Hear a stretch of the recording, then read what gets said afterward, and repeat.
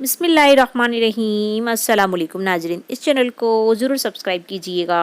एक super store पर नया सेल्समैन आया।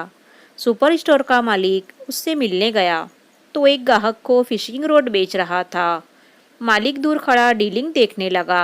ग्राहक: ये रॉड कितने की है? सेल्समैन: सर 1200 की।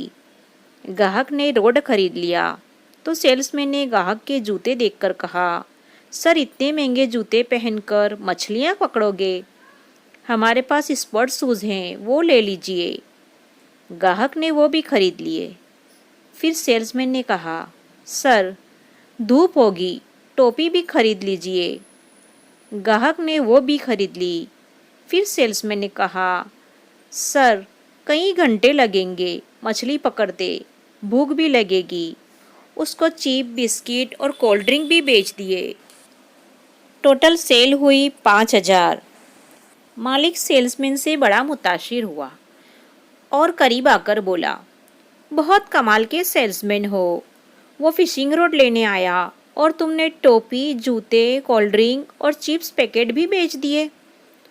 उस पर सेल्समैन बोला: नहीं जनाब, वो तो पैम्पर्स का पैकेट लेने आया था। मैंने कहा घर में रहकर क्या करोगे, जाओ जाकर मछलियाँ पकड़ो।